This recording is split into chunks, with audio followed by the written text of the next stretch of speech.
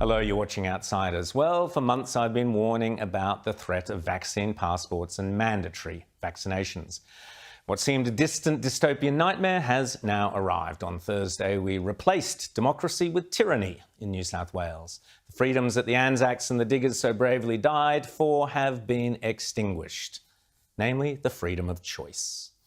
This New South Wales government press release proudly announcing a freedom, but just for the fully vaccinated, is a document of shame and infamy, and the names of the 4 individuals on it have disgraced every ounce of decency and humanity in our once-free state and nation.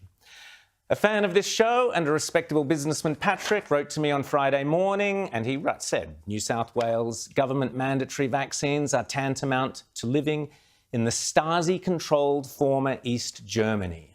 Since when were Western-based governments, democratically elected to serve their constituents, now entitled to allow unelected health bureaucrats to control their constituents, enabled to violate doctor-to-patient privilege and coerce medicines and monitoring controls of their constituents? Enough, Patrick wrote.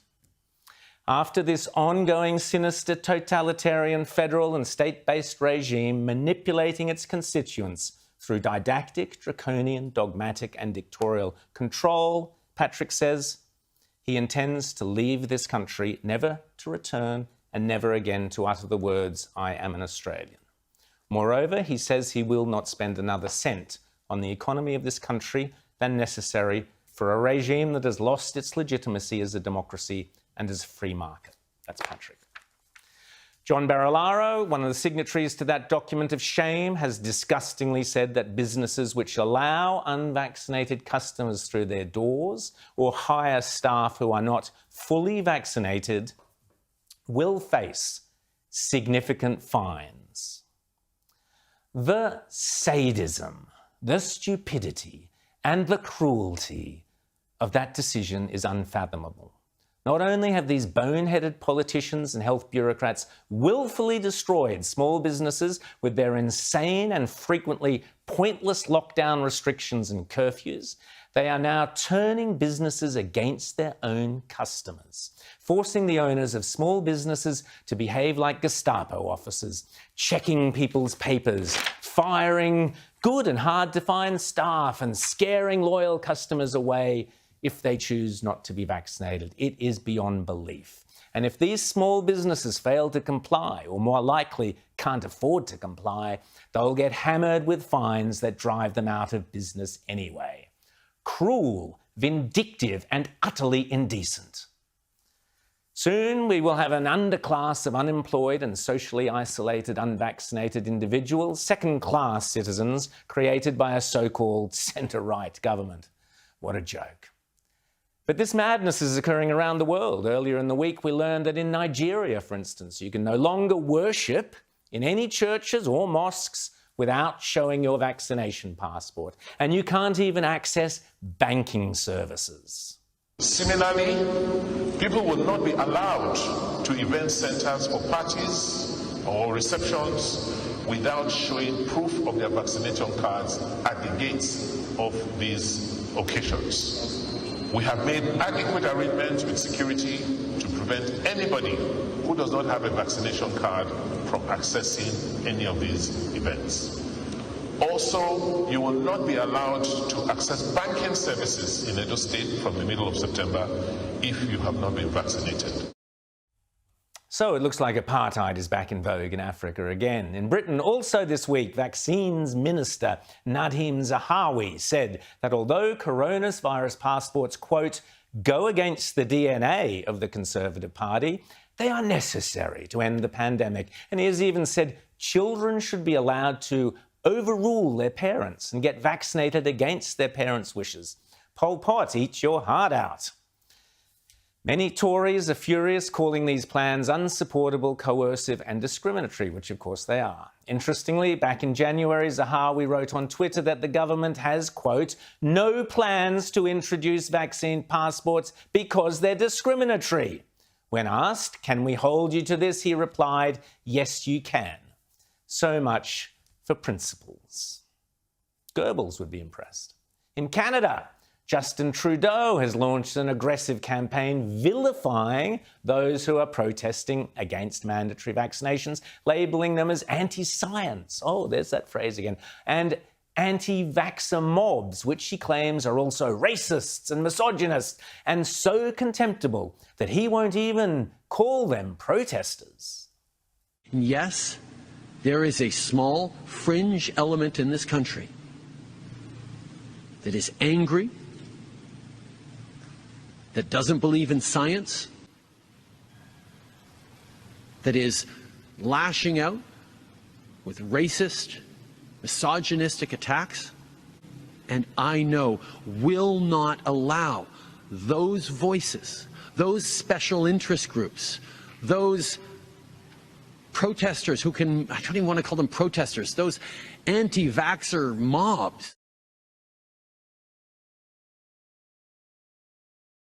That's the way to go. Demonise them, dehumanise them. Lavrenti Beria would no doubt approve. In America, it's got so bizarre that one university has banned an unvaccinated student from attending classes, even though he was at home and those classes are online.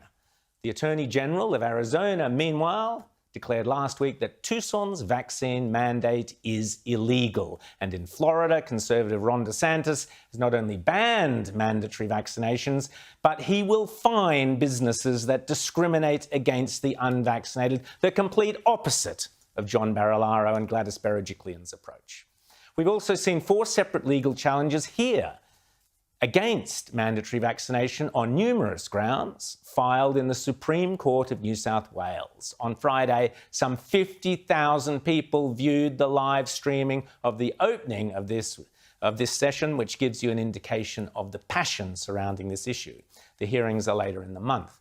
But already many businesses have taken matters into their own hands, with many Australian companies mandating vaccinations for their employees. The owners of Spotlight disgracefully say they will withhold Christmas bonuses from unvaccinated employees. How spiteful and nasty and petty can you get?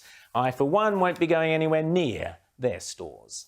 And herein lies the rub. I have repeatedly said I have no problem whatsoever with people being vaccinated or not being vaccinated. What is not acceptable for multiple reasons, including constitutional and legal and ethical and moral reasons, is mandatory vaccination. Indeed, the Australian Immunisation Handbook spells it out very clearly that consent to being vaccinated must be given in the absence of undue pressure, coercion or manipulation.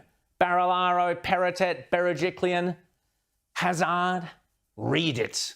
Well, this week, an extremely experienced Qantas pilot, a man who hundreds of thousands of Australians have happily trusted with their lives, Captain Graham Hood, made a video about why he does not consent to taking the mandatory vaccination that Qantas have stipulated he must take. He is not an anti-vaxxer, by the way. He makes that crystal clear.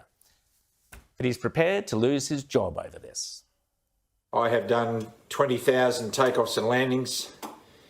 I have spent 2,800 nights or so in hotel rooms. That amounts to almost 8 years in hotel rooms. I've done 175 simulators.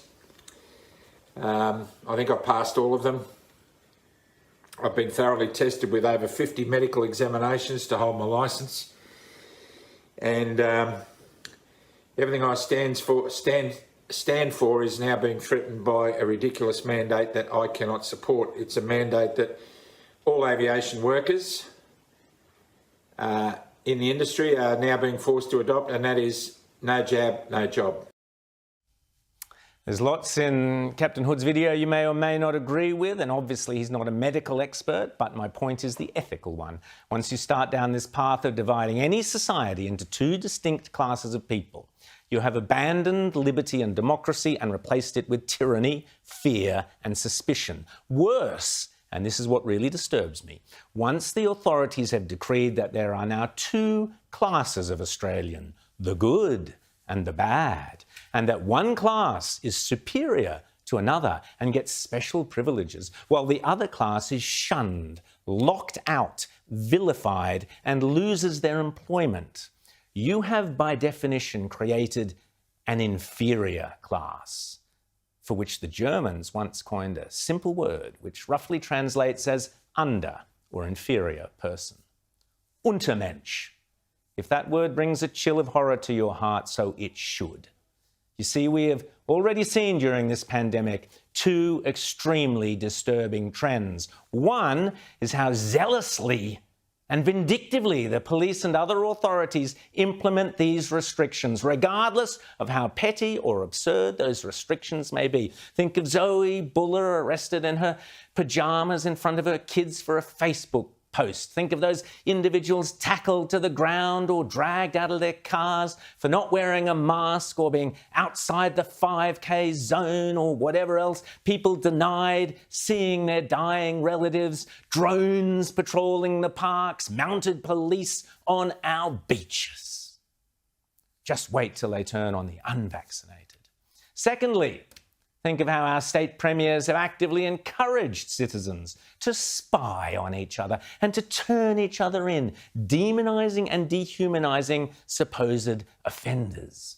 This is beyond reprehensible, poisoning community goodwill, breeding fear and suspicion between neighbours, associates, even families. It's sickening. Another email I received is from a registered nurse who says she is not an anti-vaxxer, but she simply cannot take the vaccine for various reasons. In her desperation, she has written expressly to Greg Hunt, and this is her letter to Greg Hunt, and I quote her letter.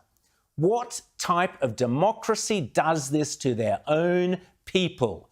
She says, I live in an isolated rural area where there have been no cases of this virus for over 12 months. I have paid taxes and worked my entire life. I am now treated like a monster, she says. If the vaccine is effective, she asks, why are people so scared of me? There you go. I've received many such letters and emails. Let me repeat, I'm not arguing this from a public health perspective, but rather from an ethical and moral perspective. Inevitably, some small businesses or local communities will seek ways to defy these draconian laws, thereby entrenching an underclass, two societies, an underground economy of the unvaccinated. Indeed, the man who originated this show, now the leader of One Nation in the New South Wales Parliament, issued a video this week advising people how to protect their personal health information and ensure it cannot be accessed by government agencies. Well, people do have rights, and there are ways of resisting this, and what I'm recommending to everyone is please do what I've done today. Go to the Australian Immunisation Register, get this form, it's called Ceasing Correspondence and Release of Information. Fill it out, it'll only take you about a minute. It's only two short pages there, and if you fill it out and lodge it with the federal government, you've got the right, the legal right under the laws of the Commonwealth not to have any third party access your vaccination status, not even your doctor. So what I'm planning to do, if there's a police officer asking me for papers at a cafe, is to say, well, no, I have a legal right under the Commonwealth law, which overrides New South Wales law, not to have to show anyone my vaccination status. Mark Latham. The Morrison government has spinelessly avoided doing what it should do, in my opinion, if it had a shred of decency, and declare mandatory vaccination un-Australian, unconstitutional and illegal, as Ron DeSantis, a true conservative, wish we had one of those, has done in Florida. And this week in Denmark, all COVID restrictions and vaccine passports were scrapped. Yet here, our Liberals and Nationals are supporting these undemocratic, dangerously divisive and quite frankly sadistic measures. And that is what truly fills me with horror. Why? Because the premiers and their chief health officers have already abused their powers, made catastrophic errors, such as the hotel quarantine fiasco in Melbourne that unnecessarily cost over 800 Australian lives, and made Australia a byword for COVID tyranny and oppression and a laughingstock around the world. But the worst, I fear, is yet to come. In a chilling article that could have come straight out of some dystopian film script, the left-wing Washington Post argued that doctors must be allowed to turn away the unvaccinated. Think about it. At the same time, the left-wing TV show host Jimmy Kimmel ranted that the unvaccinated should not get access to intensive care units. And he went so far as to sneer at the unvaccinated who got sick. He said, Rest in peace, Wheezy. That was the punchline to his vile tirade. This is evil. One of the most sacred oaths is the Hippocratic Oath. Every doctor knows only too well, the earliest expression of medical ethics in the Western world, dating back to ancient Greece. It is at the very cornerstone of all our medical sciences and includes such noble and inspirational ethics as never deliberately cause any harm to a patient, first do no harm, as well as upholding the sanctity of patient-doctor confidentiality. Are we really prepared to countenance the day when a pregnant woman in her pyjamas is denied the trip to hospital because she is unvaccinated? Are we really prepared for the pedestrian left bleeding on the roadside because he is unvaccinated? Are we really happy that people who have paid taxes all their lives now be shunned and locked out because they have decided not to be vaccinated? Is this the world we are building, Australia? A world that the ancient Greeks would regard as barbaric and inhumane. I mean, surely no one in their right mind would countenance denying sick or injured people access to medical services because they don't have a vaccine passport. Would they? To protect the health system, we've got everybody locked down. We're going to move to a situation where, to protect the health system, we're going to lock out people who are not vaccinated and can be. If you're making the choice not to get vaccinated, then you're making the wrong choice. You're making the wrong choice. And for safety's sake, and back to that point about how much work our nurses have to do, as this becomes absolutely a pandemic of the unvaccinated and we open everything up, it's not going to be safe for people who are not vaccinated to be roaming around the place spreading the virus. Australia, what in God's name are we doing?